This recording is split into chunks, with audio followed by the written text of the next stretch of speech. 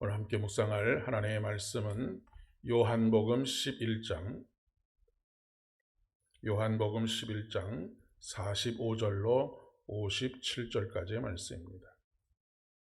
요한복음 11장 45절로 57절까지의 말씀입니다.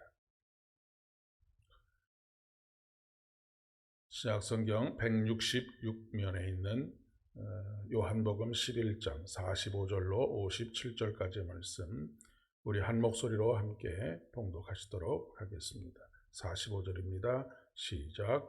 마리아에게 와서 예수께서 하신 일을 본 많은 유대인이 그를 믿었으나 그 중에 어떤 자는 바리새인들에게 가서 예수께서 하신 일을 알리니라. 이에 대제사장들과 바리새인들이 공회를 모으고 이르되 이 사람이 많은 표적을 행하니 우리가 어떻게 하겠느냐. 만일 그를 이대로 두면 모든 사람이 그를 믿을 것이요 그리고 로마인들이 와서 우리 땅과 민족을 빼앗아 가리라 하니, 그 중에 한 사람 그 해의 대제사장인 가야바가 그들에게 말하되 너희가 아무것도 알지 못하는도다. 한 사람이 백성을 위하여 죽어서 온 민족이 망하지 않게 되는 것이 너에게 유익한 줄을 생각하지 아니하는도다 하였으니, 이 말은 스스로 함이 아니요 그의 대제사장이므로 예수께서 그 민족을 위하시고 또 그 민족만 위할 뿐 아니라 흩어진 하나님의 자녀를 모아 하나가 되게 하기 위하여 죽으실 것을 미리 말함이러라. 이날부터는 그들이 예수를 죽이려고 모의하니라. 그러므로 예수께서 다시 유대인 가운데 드러나게 다니지 아니하시고 거기를 떠나 빈들 가까운 곳인 에브라임이라는 동네에 가서 제자들과 함께 거기 머무시느니라.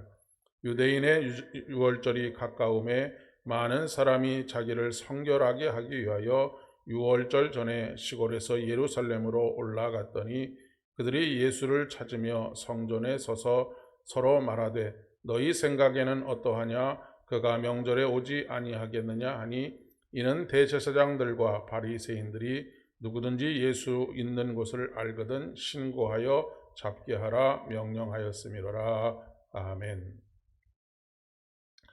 색안경을 끼고 본다라고 하는 말이 있습니다. 색안경을 끼면 사물의 색깔을 제대로 분별할 수가 없지요.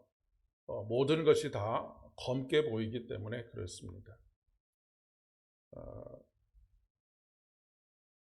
요즘 이제 조금 햇볕이 강렬해지는 그런 계절이 점점 다가오고 있어서 운전을 할 때 가끔 선글라스를 끼게 됩니다. 그러면 모든 것이 다 검게 보이지요. 그리고 특별히 터널 같은 곳을 들어가게 되면 선글라스의 그 농도에 따라서, 검기의 농도에 따라서 그 앞을 제대로 분간하기가 쉽지가 않습니다. 색안경을 끼고 본다라고 하는 말은 어떤 고정관념이나 선입견, 편견 이런 것을 가지게 되면 어떤 사람이나 사물에 대해서 제대로 판단할 수 있는 능력을 잃어버리게 됩니다. 세상은 색안경을 끼고 보면 아무리 좋은 것도, 아무리 아름다운 것도 모든 것이 다 흑백으로만 보이지요. 우리 사회도 진보와 보수가 나뉘어져서 색안경을 끼고 서로를 바라봄으로 말미암아서 서로 안에 있는 장점과 여러 가지 조화로운 색깔들을 품어내지 못하는 안타까운 현실 속에 있는 것을 우리가 보게 됩니다. 오늘 본문은 다시 살아난 나사로에 대한 이야기가, 사건이 있었던 직후에 벌어진 그런 일들을 기록하고 있습니다.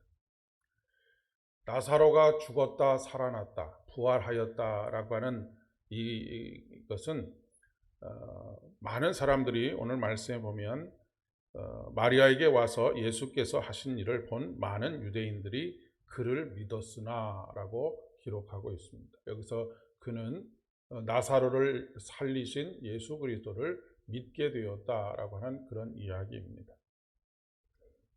그리고 그러나 모두가 다 믿게 된 것은 아니지요.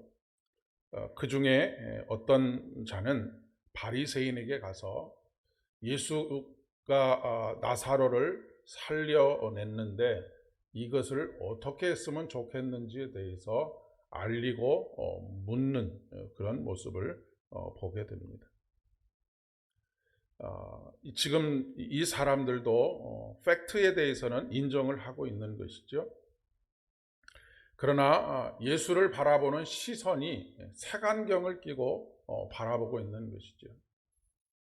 예수님을 사회의 불안을 조장하는 사람이라고 그렇게 생각을 하고 있습니다. 그리고 가장 강력한 것은 그들의 지위와 그들의 신분을 위협하는 사람이라고 하는 생각을 가지고 있었기 때문에 예수님께서 누구이신가에 대해서 깊이 고민하고 믿음으로 나아가기보다는 이것을 어떻게 모면할 수 있을까를 모의하게 되는데 그것이 바로 예수님을 죽이려고 하는 그런 일로 확장이 되고 있는 것을 보게 됩니다. 색안경을 끼고 보게 되면 모든 것이 다 부정적으로만 보이지요. 사실 지금 현재 기독교 신앙을 비난하는 사람들은 예수님에 대해서 알려고 하지 않습니다. 기독교에 대해서 알려고 하지 않습니다. 그러면서도 색안경을 끼고 모든 것들을 무시하거나 왜곡하는 시선으로 바라봄으로 인해서 수많은 갈등들을 낳게 하지요. 우리의 믿음을 왜곡시키는 것이 있습니다. 우리가 무엇을 추구하면서 살고 있느냐에 따라서 우리가 바라보는 시각이 완전히 달라지는 것이죠. 우리가 몰두하고 있는 것이 무엇이냐라고 하는 것입니다. 사람들은 종종 하나님을 내게 보여주면 내가 믿겠다라고 그렇게 말하곤 합니다. 그런데 오늘 말씀에 증거하고 있는 것처럼 본다고 다 믿는 것이 아니다라고 하는 것을 우리가 알 수가 있지요. 백문이 불여일견이다라고 하는 말이 있습니다. 100번 듣는 것보다 한 번 보는 것이 낫다. 사실은 이 세상의 세계관이기도 합니다. 눈으로 보여지는 것, 그리고 손으로 만져지는 것, 증거가 있는 것이 아니면 그것은 믿지 못할 것이라고 하는 그런 사고를 가지고 살아갑니다. 일반적으로 우리의 세상은 그렇습니다. 그리고 그것이 부정적인 것만은 아닙니다. 왜냐하면 이 세상에 질서를 부여하신 분이 하나님이시기 때문에 그렇습니다. 늘상 말씀드리는 것이지만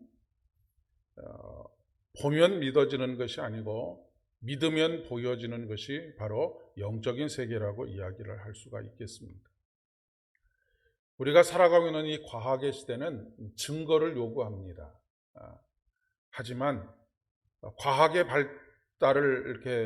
발달의 역사를 보게 되면 그 증거를 반박해서 다른 이론이 만들어지는 과정이 어떻게 보면 그 과학의 발달의 역사라고 이야기할 수 있겠습니다. 그러니까 과학이 말하는 진실이라고 하는 것은 다른 반박하는 증거가 나올 때까지만 진실인 경우들이 대부분이라고 하는 것입니다. 사실과 진리는 많은 부분에 있어서 다릅니다. 그렇다고 해서 그 신앙이 비과학적이어야 된다라고 하는 말씀을 드리는 것도 아니고 비논리적이어야 된다, 적이어도 된다라고 하는 것을 말씀드리는 것이 아닙니다. 초과학적이고 초논리적이고 초이론적인 것이 바로 신앙의 세계라고 하는 그런 이야기입니다. 조금 전에도 말씀드렸다시피 이 질서를 부여하신 분이 하나님이시기 때문에 우리가 그 질서 안에서 과학적인 사고를 하면서 사는 것, 이 논리적인 사고를 하면서 사는 것은 어떻게 보면 굉장히 상식적인 것입니다. 그러나 그 질서를 부여하신 하나님께서는 질서를 파괴하실 능력도 함께 가지고 계시고 권한과 책임도 함께 가지고 계시는 분이다라고 하는 것을 잊지 말아야 한다라고 하는 것입니다. 이것이 바로 초과학적이고 초논리적인 것이라고 그렇게 표현해 볼 수 있을 것 같습니다.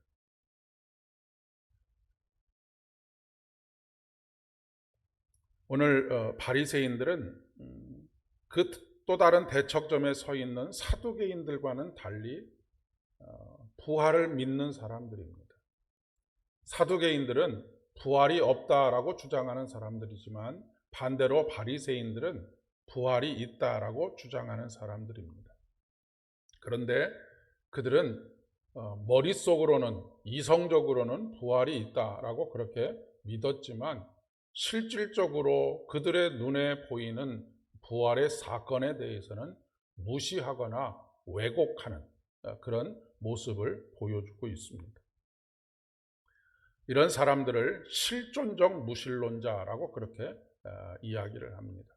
그러니까 개념적으로 이론적으로 하나님의 존재를 인정하면서도 실질적으로는 하나님의 존재를 인정하지 않는 사람들이라고 그렇게 이야기할 수가 있겠습니다. 오늘날도 실존적인 무신론자들이 사실은 굉장히 많이 있습니다. 바리새인과 같은 삶을 살아가는 것입니다. 부활에 대해서도 마찬가지입니다. 우리가 끊임없이 설교를 통해서든 그동안 신앙생활을 하면서 부활절을 지내고 부활에 대해서 이야기하고 부활에 대해서 잘 설명할 수 있다고 해서 부활 신앙을 가지고 살아가는 것은 아닙니다.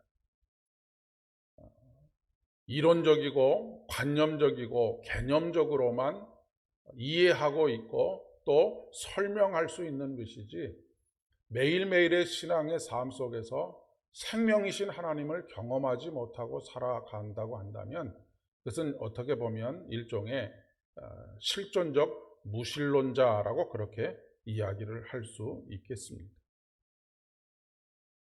곧 부활절이 다가옵니다.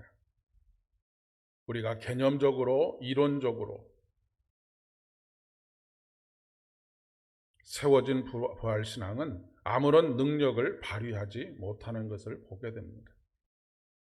오늘도 실존적으로 우리에게 다가오신 부활하신 예수, 생명이신 예수, 우리를 살게 하시는 예수, 우리를 다시 세우시는 예수를 온전히 경험하게 되시는 저와 여러분 되실 수 있기를 진심으로 축복합니다. 그래서 날마다 우리의 삶 속에서 죽음이 아니라 어두움이 아니라 죄가 아니라 생명을 경험하면서 살아가게 되는 복된 믿음의 여정 되실 수 있기를 진심으로 축복합니다. 함께 기도드리겠습니다.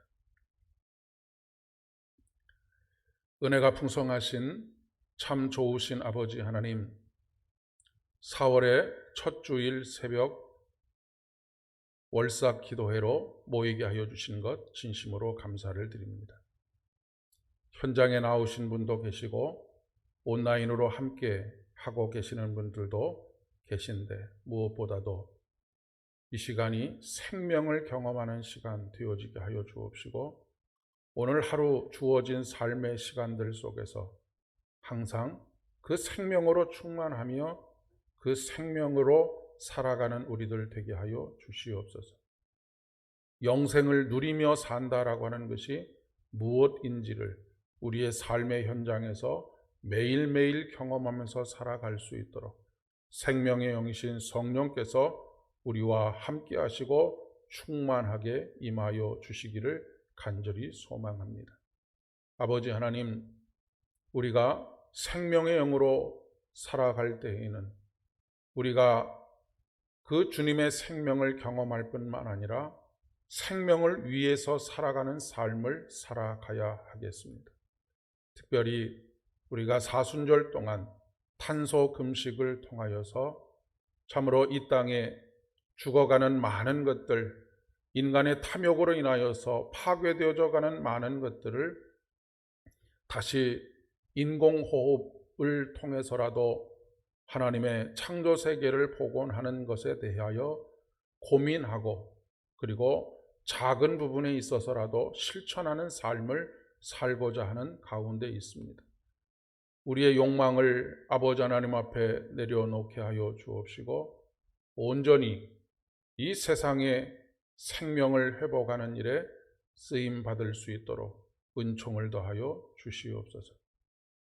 아버지 하나님, 특별히 살아가는 성도들의 삶의 상황들 가운데 어두움이 지배하고 고통이 지배하고 눈물이 지배하고 절망이 지배하는 그런 상황들 속에 있는 참으로 안타까운 모습들을 보게 됩니다.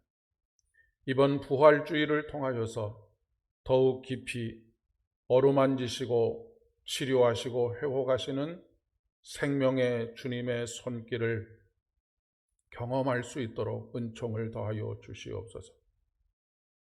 나사로를 다시 살리신 우리 주님께서 우리들을 모든 삶의 고통과 어두움 속에서 건져내시고 우리를 다시 살게 하실 뿐만 아니라 생명을 살리는 일에 우리를 사용하시는 것을 감사하며 감격하며 찬양하는 참으로 복된 믿음의 여정 되어질 수 있도록 은총을 더하여 주시옵소서.